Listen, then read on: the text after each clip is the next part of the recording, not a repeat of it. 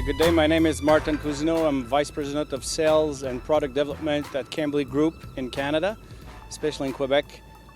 We are basically a manufacturer of armored trucks. We've been manufacturing armored trucks for over 50 years. In the tactical industry, military industry, more about 15 years. In Canada, we have developed what we call Thunder One, which is a vehicle that is now used across Canada by all the special forces. And actually for Middle East and Africa, we have now come up with what we call Thunder 2, which is the vehicle we have here. The first thing that I want to mention is that we are using a commercial off-the-shelf platform, which is what we call a CUTS. It's a Kenworth platform that is T370 with a Cummins engine. So it's a platform that can actually withstand the weight of this whole vehicle.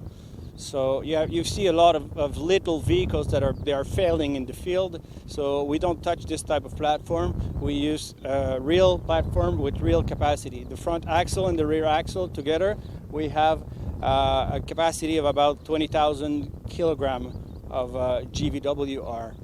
The truck now stands at about 15,000 kilograms, so we have a very good payload on the vehicle. I almost want to think of this truck as a Swiss knife.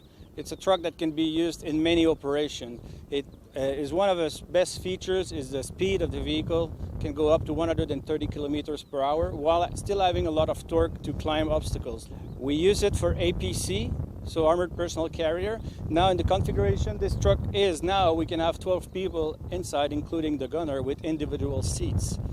But our strength is being able to configure the vehicle for the client needs. So in case of they want to have more personnel inside, we have the two-door version, which we can then fit with benches, 16 to 18 people inside this vehicle. If we just stay around the front of the vehicle, one thing you will notice is this vehicle is fully armored in the engine compartment, including the radiator. This is a truly tested B7 grille. So it's not just angled plates like we see on other vehicles. So if a bullet actually goes through, it will not hit the radiator. We have a system inside of chicanes that make sure that the bullet doesn't hit the radiator. This is a big problem now in the Middle East. A lot of vehicles are being disabled just by one simple bullet. Inside the radiator, the truck stops, and now it falls in the wrong hands. You also will see that we have a hydraulic package in front of the vehicle. This hydraulic package permits us to put up to 6 meters of battering ram. This is the first section. You can see the second section is actually mounted on the side of the vehicle. So this can go to minus 20 degrees up to plus 70 degrees. And you can see, even if it looks like it's a very high vehicle, from the position I am here, the driver can see me. This is also a problem with several vehicles that have hoods that are very high. When they are in the city, they don't have a good visual of their surroundings. So it's very dangerous for the driver. In this case, we have excellent visibility for the driver. The complete hull is B7 armoring, including the glass. So the glass is actually, you can stop also a 50 cal and even a 50 cal AP at 30 degrees. Well, now we can take a look at the tire package that we have on this truck. These are Michelin XZL2s. They're 395, 85, R20 tires. We have a CTIS system on the vehicle.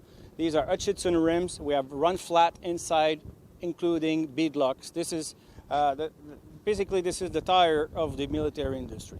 So we are using what's best. This is proven in the field. It's been around in the Middle East for several years. XZL2 is the next generation of the XZL, and it's actually manufactured in Canada. You can see that this truck is also adapted for tactical intervention.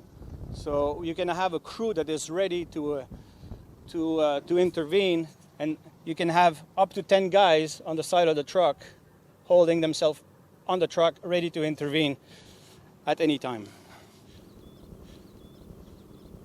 The command area, you can see inside. We have a screen here for situational awareness. We have also a shelf, and we have little details. We have USB plugs, we have cell phone pockets, we have lamps. These are all little details, very important. All seats are equipped with 4-point seat belts, and the front seats are GSS 5-point seat belts on this vehicle. So as you can see, every window has a gun port. These gun ports are also B7 protected. They're very easy to operate. The ballistic plates, it basically comes down. So this is used in case of an intervention when you have someone hurt and you want to actually come and pick it up and you want to bring him inside the vehicle. You want to do it so you don't get shot in the legs by someone on the other side. So by lowering this plate, you are protecting your people when they do an intervention. Here in the back, we have also access to the roof for a sniper. So these are side steps. We have the same on each side. So it's easy for anybody to go on the roof if they want to gain access to a building with a ladder. In the rear, we have developed this system that is easy access, and also at the same time, in order to have clearance, it's a system that we can easily flip and lock in place. For us, it's very important to have a system that works all the time. So if we put hydraulic or electric systems in there, you take a chance that if there's a failure in the field, that you won't be able to use. So when it's a manual system and it's well designed, it will work all the time. The rear access is very easy to open both doors. As you can see, when we open both doors, we have a full opening, and you can have, when it's time for the crew to get out, you can get out 2 by 2. That's why we have the wide steps, and that's why we have a wide passage inside the vehicle.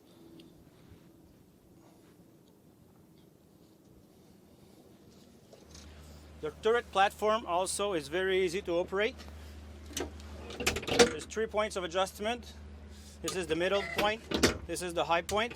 So what we have here is the blast protected gunner seat that can be installed in the turret. It's very easy to remove and install. It can be taken out of the way very easily. So this is for obviously long rides.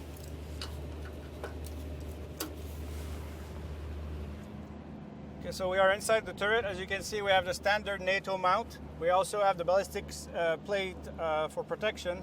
You can have your 50 cal mounted here.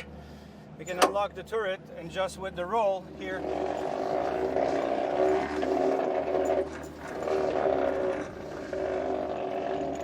it's almost a one-hand operation. It's so easy to turn. And what you can also see is we have a gun port integrated inside the cover here. So if you need to take a shot from the behind, you have a gun port, and you also have a glass to be able to see what's happening outside. So we are now in the driver's seat, as you can see. So here we have the 3 monitors that actually are hooked up to 4 camera systems. We have the left, the right. We have also the rear camera that shows us when it's automatic on backup actually, and we have access to the night vision camera. What we have here is actually the Go Light system with the FLIR camera installed. As you can see, it's easy control. We have our hydraulic package here switch to raise the ram, lower the ram. Here we have the control panel for the 4x4 system. We have a 2-speed transfer case. We have 4x4 on, 4x4 off. We have differential lock and unlock for front and for rear also. So the vehicle was brought here at SOFEX to be presented to many delegations, especially for Ministry of Interior, Tactical Forces, Special Forces, for crowd control. This vehicle is a specific tool for the kind of rapid intervention inner cities with a maximum speed of 130 kilometers per hour. Really, we are very happy to have this vehicle here today.